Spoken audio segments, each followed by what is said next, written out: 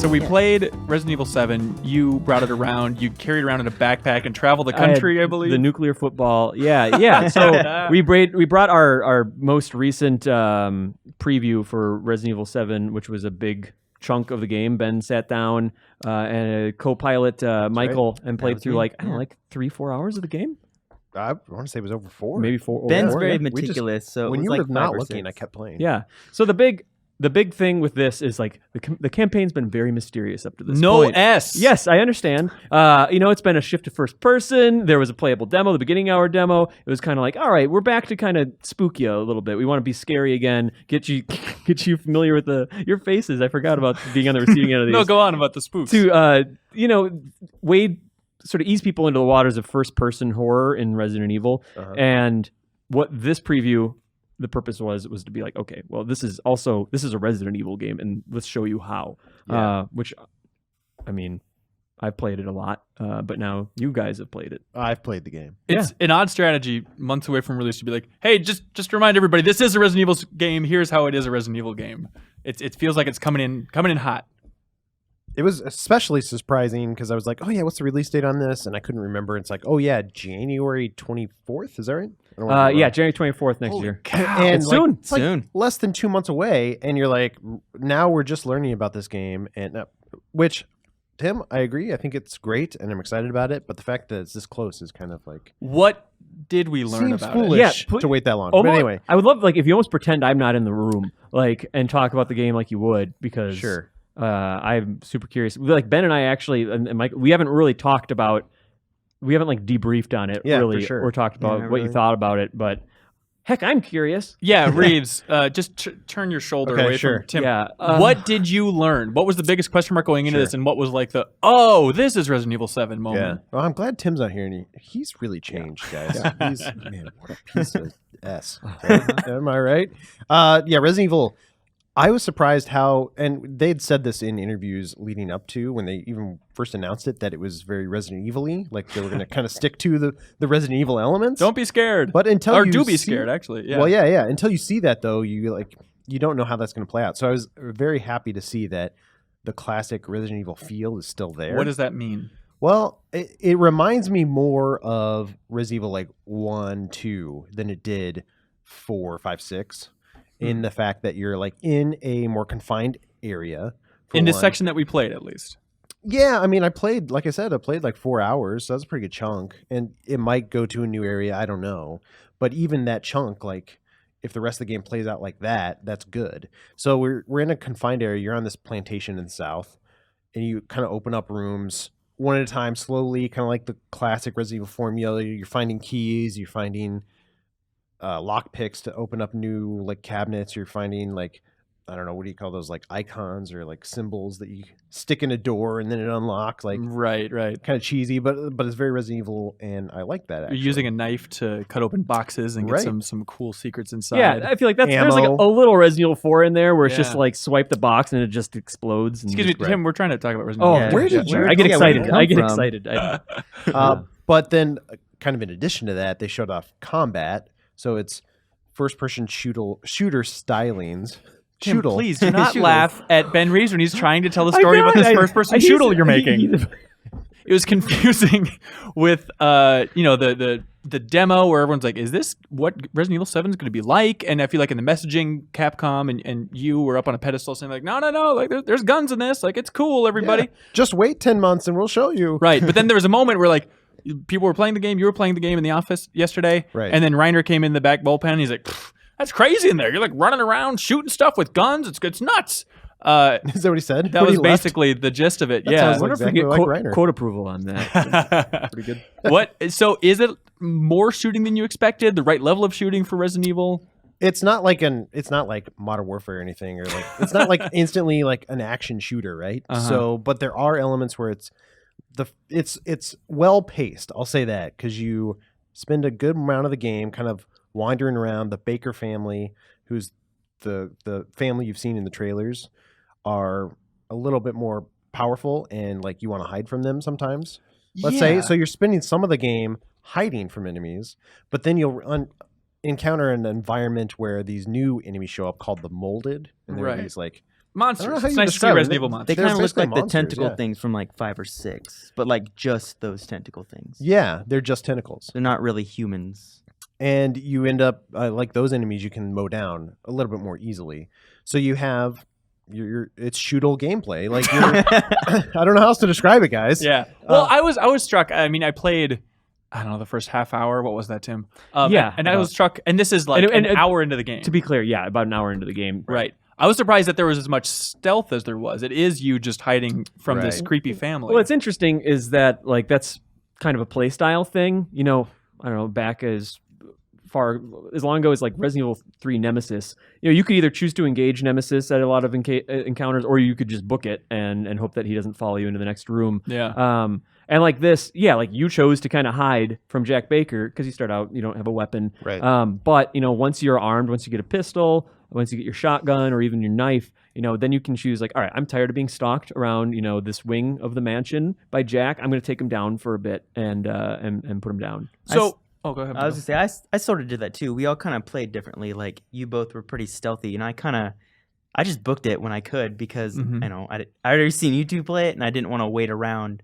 I feel like the whole thing about that demo was that you could tackle it kind of a couple different ways, and that's what I took away from it the most. Sure. Yeah, there's some cool. It was fun to watch you guys play because I played through that section and small things, like I don't want to overemphasize this, but like some things can play out a little bit differently depending in a scripted way even. I mean in a way that like if certain elements aren't in place, like one thing, the main story will always kind of go in the same direction, but it might kind of play out a little bit differently. Okay, let's talk about this main story, because even things like the main character has been mysterious up until this point. So who is the main character in Resident Evil 7? Is Ethan Winters. He is Remember arrived. him? Yeah. So he's a new character, Wow. and he is on a mission to basically find his missing wife, and it has led him to the Baker family residence in Dolby, Louisiana. Okay, so how representative is this Baker family? By the way, if you've seen like the trailers, they're the ones that are like cannibals eating crap on a table. Yep, and that's right where this preview started. Right. Are they being pitched as the main antagonists in the game? Is this one chapter where they're only a problem here? What are you guys saying about that? They are the main antagonists of this game. Oh, cool. Yeah, definitely. Like it's I mean, like Ben mentioned, there's the molded enemies, which are like these kind of oozing black like mold fungus kind of monsters that like ooze in through the walls or up through the floorboards. Sounds like my ex-wife. It's really cool watching them pop up out of the environment. I was trying to think of another show or something that it reminded me of, and I don't know, maybe like the aliens in the walls and aliens or something. I was thinking necromorphs because interesting. A couple times me and Ben we would run away because you know it's super cramped, and sometimes if you run away, they'll go back into the walls. Like they won't like be in the world forever. And I thought that was really cool because you can't just run back to a hallway and just funnel them. You have to kind of play on their terms. Yeah. So that was really neat. Did you see zombies in your playthrough, Reeves? Just Michael. It was the only zombie I saw. I didn't leave. What's your takeaway on that? Excuse me. I'm actually interested to see how that plays out. I don't know if you could consider the Baker family zombies, because there's definitely something wrong with them that you find out throughout the course of the game. There's something off about them, and something like, I don't know, supernatural-ish. And so I don't know what that is fully, but like it'll be interesting to find out what that is, like some kind of chemical or something. So maybe that connects into the larger Resident Evil universe and umbrella or whatever, but we'll see. So that's the closest thing to a zombie, because the molded, which we talked about, are unique black tendril creatures, and then we saw these giant wasps later on. Did you see anything that connected it to the larger RE universe? No, actually, that's like cool thing, or at least not yet. Like nothing seemed to be connected to this, like, you know, 20 years of lore or whatever. And I thought maybe later it does, but... And that's what's interesting, is because the last few numbered Resident Evil games have been so kind of bombastic and so like kind of world spandexing. They've been so big. Should I be a Capcom spokesperson? This is great. Have you ever thought maybe you could do some commentating on Capcom Pro Tour? Or like that'd be great. Yeah, call me. But all I'm saying is, like, the last few Resident Evil games have been tonally different and felt bigger. And this one feels much smaller, contained. You're in a plantation, at least what we've seen. Little alien isolation-y. You're fighting one family and their monsters, and so I don't know how that connects to like the larger events of the world. Like they're fighting a family and their monsters. Yeah, well, they're monster rangers. Rag team. Part of my favorite part of like this section of the game is that it gets you a sense like, I think Resident Evil 1 was a good touch point. Like it's kind of going back, it takes place in the chronology. It's after the events of 6, but yes, it's like way more focused in, and you're an everyman, right? You're not a super cop that's like survived multiple, apocalyptic events or anything. You're just guy to work out a little bit more because his run speed is depressingly slow. But he's got a low crouch to make up for it, and that's all you need in a get that low crouch. But like Resident Evil 1, one of my favorite moments is like when you finally break out of the mansion and are on your way to like the guardhouse, like the residence hall, the dormitory, and you're kind of exploring this other section. And what I was excited about you to be able to kind of check out is like, I found these these dog heads, and now I'm like leaving the front door of the mansion. And so you got to kind of explore outside a little bit in the grounds there's surrounding like a greenhouse area. There's another like guest house, or I don't know what to call it. There's other areas, and there's areas we didn't get to go to. So I don't know how big the game ultimately gets, but I got the feel that it's maybe like Resident Evil 2, where you're in the police station a large part of the time, but then you also expand into the city and maybe other areas. I don't know. What are the reference points from the team, Tim? I don't know how much communication you have with the dev team, but are they saying like, we want this to be like RE1 again? It's definitely a return to like the classic formula. Obviously the first person perspective is updating that element of the game. And I don't know, it's a different way to deliver scares, and where the player's looking. So I think it kind of enables them to like make this like tailored. There's one great moment for me that like I remember where it was like a molded was just walking up behind me. I just happened to turn around. I was like, oh hell. And if this was a third person perspective, like I would have seen that coming. But other than that, it's like, it's very much the dev teams like listen to fans over the years, and I'm someone who's like really enjoyed the evolution of Resident Evil over the years, even as it's gone more bombastic, and that's all documented. But this is definitely like, okay, fans love the original classics. They've been wanting the dev team to scare them again, and this was like definitely an answer to that. It's like, this is scary again, and like it's very deliberate combat. Like you gotta, like I was watching Ben play, and he's in the safe room in his item box, like being like, all right, well, the shotgun takes two item spots, and I have this other weapon, maybe I have the flamethrower, and it's like, all right, well, you have to make these deliberate choices and really, really choose what you want. You have to be strategic about what you're going to bring out on your next exploration run in the mansion. Yeah. We should. Oh, go ahead, Riz. Well, I was going to say, because my favorite Resident Evil is the Resident Evil remake that was originally on GameCube and then came out again like one or 2 years ago. Yeah. And it's totally worth playing if you haven't. But I like that because it took the formula that the first game on PlayStation had, but it updated it, and the visuals were darker and it was a little more serious. Yeah. And so this feels, I'm not saying it's exactly like the remake, but it kind of does have that feel to it where it's darker, it's serious, but it pulls in some of those elements of like exploring an environment and like, okay, I can't get in that room yet. I need the crow key. Where do I find that? And then you finally find the crow key like 2 hours later, and then you can go back and find new areas and new environments. Yeah, that was like always one of my favorite things is like you'd spend this entire, like think of Resident Evil 1, and there's elements of this in 7 where it's like, all right, I spent the entire time searching the mansion, figuring out, all right, I got the sword key, find every door that the sword key opens, but I keep on seeing the helmet key pop up, and it's like, dang it, I've gotten the sword key, shield key, I got the helmet key, or the armor key, like where's the helmet key? And you finally get that like hours into the game, and you're like, oh man, now I can go and like go back and open all those doors. And the game, I think, does a good job of like folding back on itself a little bit like that. It's that big of a mansion. Yeah, it's huge. It's like, it's a big plantation mansion, and like and then the grounds and the surrounding grounds as well. Well, and can you guys say, is that the entire game of RE7? Is it just that area? It takes place in that area. Yeah. Well, okay. Even in the beginning, there was a door we couldn't open, and then at the end, we got the key for that. So Ben doubled back and found a nice thing in there. So it's marked on the map, and I'm not going to say what it is. I would say double back and get that nice thing. Yeah, we heard you should go back and get that nice thing. Yeah, you mentioned recommend it. You mentioned the more serious tone. Can you guys talk about who's writing this game? It's internally written by Capcom Japan. Okay, I saw news stories that it was like the guy who wrote Spec Ops: The Line. Yeah, whether that was someone that collaborate on that. I'd have to investigate that a little bit more, but Sure. I know that is a Capcom story. Capcom ass story. Okay, gotcha.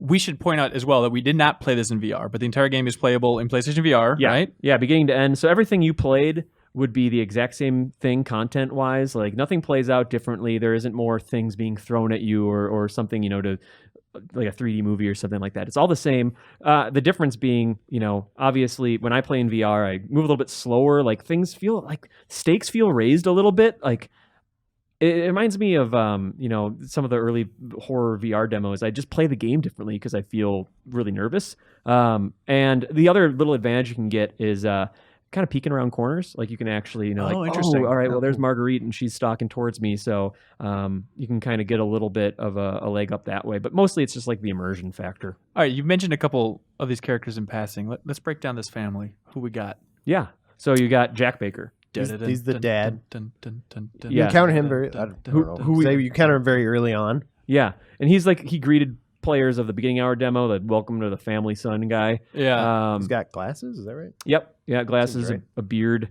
Yeah, he's like basically a unhinged father figure that's stalking you. Some very dramatic things happen with him, and we've shown that you can take him down and he'll come back. He'll come back at you. He has a. So is it like a family of 5 little nemesises? Is that the idea? Yeah, I mean, I think that's a nice compare. Obviously, they have a little bit more personality than Nemesis did, a little broader vocabulary. But and I think you told me that they're AI driven. They're not it's not like they're on specific patrol patterns all the time, but sometimes they'll just kind of wander around. Yeah, and so you don't know when they're going to pop up or where they're going to be. Yeah, I'll play through the game, and I play through the section that you played a few times, and I'll be like, oh, that's where Jack pops up, and then I'll be running around, and suddenly in one playthrough where he didn't bust through a wall, very much like Nemesis or Mr. X from Resident Evil 2, like, oh, now or the Kool-Aid Man, yeah. Or the Kool-Aid Man. Oh, yeah. And suddenly he's busted through this wall. So that's Jack. And he's usually wielding like some sort of like farm tool. Yeah. Like a shovel or a farmer's daughter. Yeah. He's a Shovel Knight. Yeah. Thanks, Ben. And I've been playing Shovel Knight again recently, actually. I still love that game, by the way. And then there's Marguerite Baker. Both of these characters we meet at the dinner table, and they're in love. Yeah, you can tell they are husband and wife, Jack and Marguerite Baker. And that's Ben mentioned the greenhouse and like this old house, and that's where you encountered Marguerite and a lot of bugs. There's a wonderful grandma figure. Highlight of my life. Reminds me of the grandma from Beyond Two Souls. She's really got a lot of personality going on there. Beyond Two Souls. We all know the grandma from Beyond Two Souls, Navajo chapter, right? Yep, she's at the left of the table in that trailer. And then there's Lucas Baker. So we haven't said much about those two. Okay. And focusing on Jack and Marguerite, which Ben got to know really well. Those are mostly who I encountered throughout my playthrough. Gotcha. As well. So talking about it being in first person, I noticed there's a lot of stuff that you mentioned like it's not like if you're playing the VR version, they're going to be throwing stuff at you in a 3D movie. But there is definitely some stuff playing in 2D, if you can call it that, where it's like, okay, this is made with VR in mind. Like a lot of things, like your hands going in front of your face, or like sharp objects being put close to your face, that type of stuff. It's interesting because I've seen those types of elements in like games, like first-person horror games before VR ever existed. And I feel like that's been like a common thing to kind of make you feel like, oh, this is coming right at me. And, characters putting their hands up on walls and stuff has been, I think, something that's been more and more through the years. But it's just stuff that I think the game is really scary, and that stuff works in, when you're playing the games on your regular TV. And I think it's a little bit more effective, when you have the headset on. But you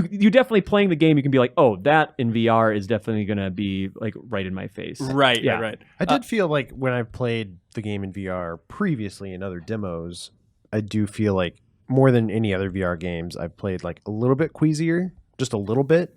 I'm just curious if that's been, I don't know, how long do you end up playing the game in VR before you kind of want to take a break? I mean, for me, it's just a matter of comfort. Like the nice thing is that you can play for a half hour, stop, take off the headset, and then like play without it for a half hour. So it's like you can play the entire thing in VR if you want. You could play as little as you want. Everyone should at least try it out once if they can. But I mean, for me, like, I'll maybe go like a half hour at a time. But like that's the cool thing is like, I don't know, VR is still pretty much like a Wild West right now. So there haven't been a lot of, full, like Resident Evil 7 is like on par with like your average Resident Evil length, especially like if you can look back at the classic games. So I haven't been in VR that long at a time. I don't think I'm ready yet. But I'd probably go like a half hour, an hour, and then I'll keep playing or take a break and go back in. But as far as like the VR goes, like I mentioned, like the character putting his hands in front of his face, there's something that might connect to another RE game where his hand looks weird and sawed off, like stitched together. But then he also has basically a GoldenEye watch that reminds me of like the fear bracelets from Revelations 2. Oh, interesting. Oh, wow. I hadn't actually thought about that. Okay. Yeah, so it's called the Codex, and what this thing does is, so in the classic Resident Evil games, your health was represented by an EKG meter, green for fine, yellow or orange for caution, and then red for danger. So sometimes you'll get a glimpse of it while you're playing, or if you press the inventory screen, he'll raise up his watch and you can see your health. So that's just health. It's not representing any story content beyond that. It has some other functionality. Gotcha. But to be continued. And his hand, it looks like it's been cut off. I think you mentioned like it's got like staples around it. Yeah. His hand is actually the hand of Revolver Ocelot. Is that explains the Cam Clark that's VO. right. Yep. So all secrets revealed. Sorry you got to us. blow that one. Does Ethan talk in first person? Yeah. Okay. Yeah, he's talking. What's he like? What's his personality? I mean, I think that the goal of the team is definitely to like make it feel like you're in the game, but he addresses, he'll call out for his wife, or he'll comment on like something that was particularly crazy, but he doesn't. He's not like a quip a minute by any means. Yeah. So okay, right kind on. of stays out of the way.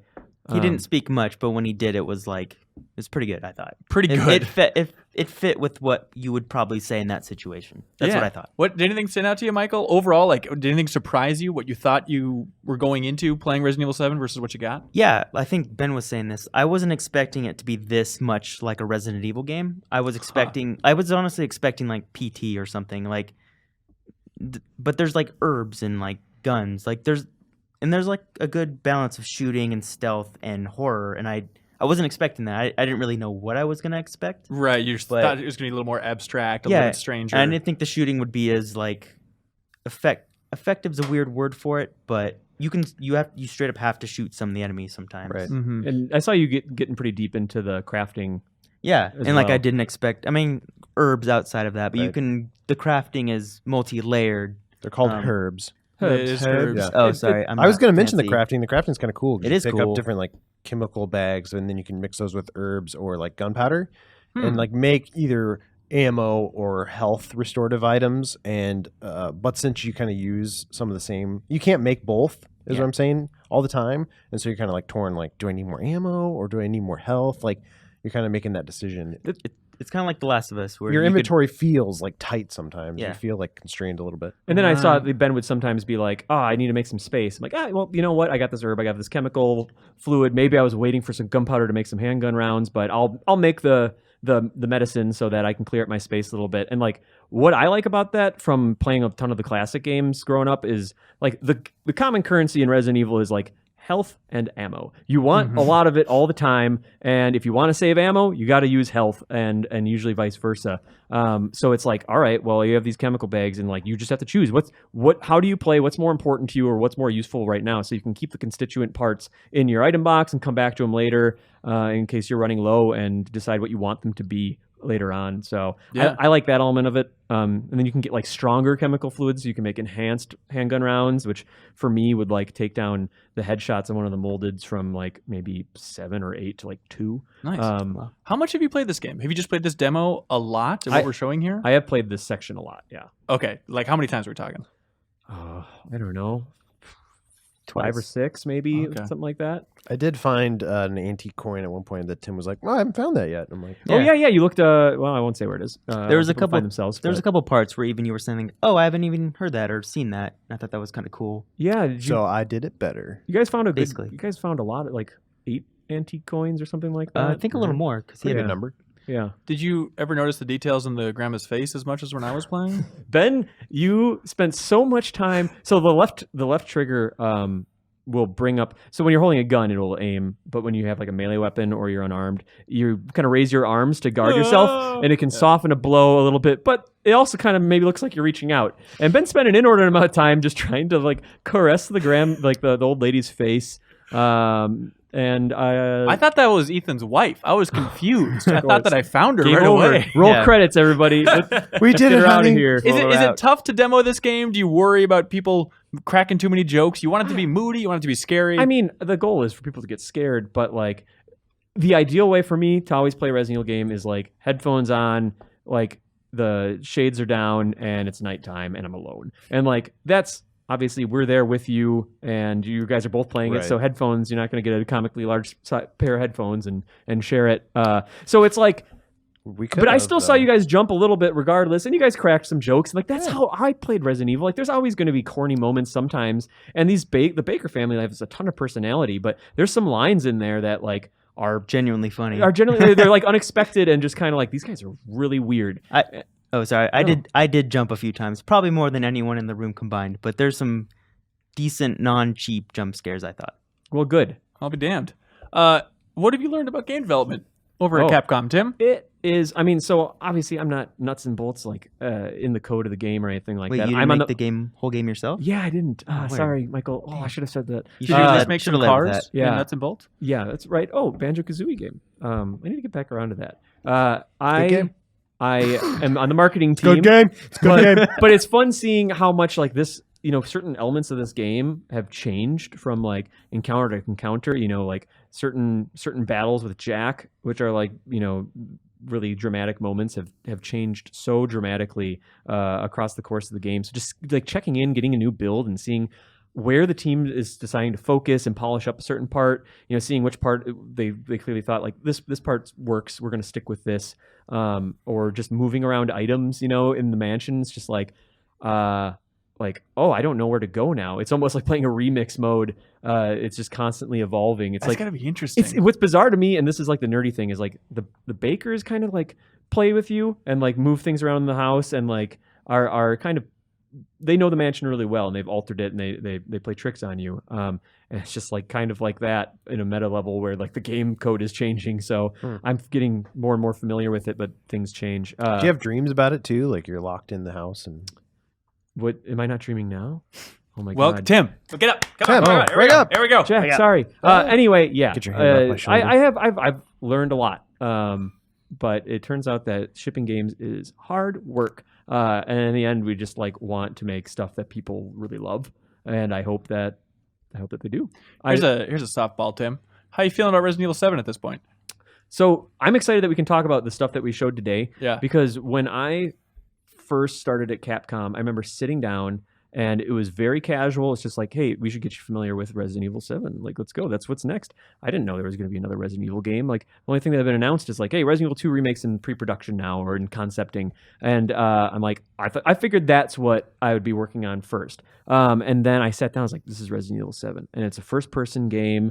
And it's I was playing parts where I was unarmed. Like how you started off, and you're unarmed, being stalked around by Jack. I'm like, what is this? Like, I understood some of the concerns and maybe some of the reservations that some fans had about like the direction of the series.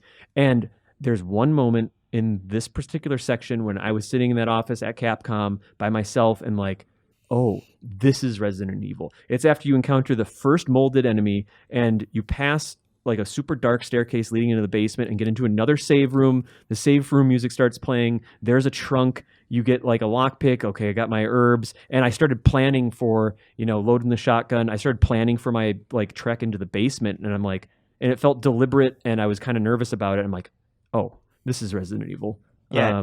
And I want to say like I was that deliberate fan who's just, not deliberate, but just hesitant of where the series was going to go from here. Mm-hmm. And after that demo, I feel very confident in what I saw, that it'll keep what I wanted and kind of shake off what I didn't necessarily like from the old games. Cool. So. Thank you so much for watching this excerpt from the Game Informer Show podcast. You can click right here if you want to subscribe and listen to the audio version of the full show.